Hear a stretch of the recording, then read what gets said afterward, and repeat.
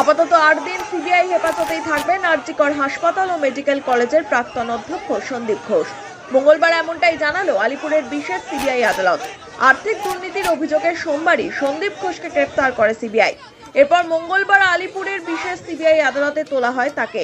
সন্দীপ ঘোষকে 8 দিনের জন্য হেফাজতে চেয়ে আদালতে আর্জি জানিয়েছিল সিবিআই। দুপক্ষের বক্তব্য শুনে সন্দীপ ঘোষকে 8 দিনের জন্য সিবিআই হেফাজতে পাঠানোর নির্দেশ দেন বিশেষ আদালতের বিচারক।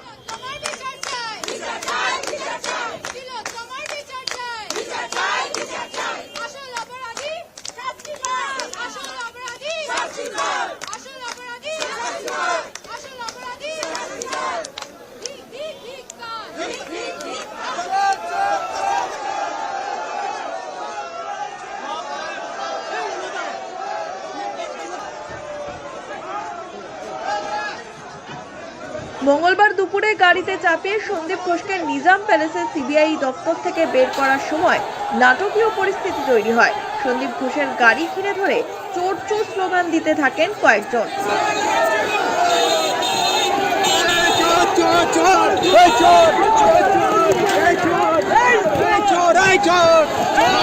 সেই সব কাটিয়েই সন্দীপ ঘোষকে নিয়ে আদালতের উদ্দেশ্যে রওনা দেন সিবিআই আধিকারিকেরা।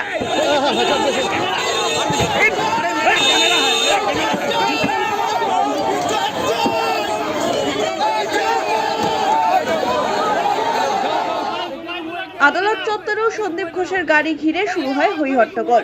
সন্দীপ ঘোষকে আদালতে তোলার সময়ও আইনজীবীদের একাংশ তাকে ঘিরে বিক্ষোভ দেখান। ওঠে চোর চোর স্লোগান।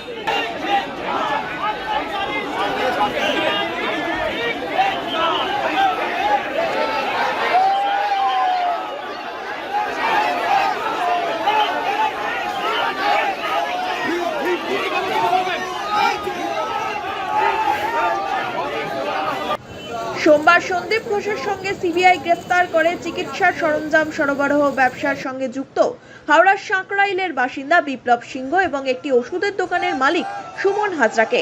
গ্রেফতার করা হয় সন্দীপ ঘোষের নিরাপত্তারক্ষী আফসার আলীকেও। মঙ্গলবার এই 3 জনকেও আদালতে হাজির করায় সিবিআই। এই 3 জনকে 8 দিনের সিবিআই হেফাজতে রাখার নির্দেশ দিয়েছেন বিশেষ আদালতের বিচারক। গত 9 আগস্ট আরজিকরের সেমিনার হল থেকে উদ্ধার হয় এক জুনিয়র চিকিৎসকের দেহ। তিলোত্তমার নৃশংস পরিণতির প্রতিবাদে সরব হন সাধারণ মানুষ থেকে বিশিষ্টজনেরা। ঘটনার পর হাসপাতালের সুপারকে সরানো হলেও পদে থেকে যান সন্দীপ ঘোষ, যা নিয়ে ক্ষোভ বাড়ে। 4 দিনের মাথায় পদত্যাগ করেন তিনি। সেদিনই তাকে কলকাতা ন্যাশনাল মেডিকেল কলেজের অধ্যক্ষ করা হয়। কলকাতা হাইকোর্ট সেই নির্দেশে স্থগিতাদেশ দেয়।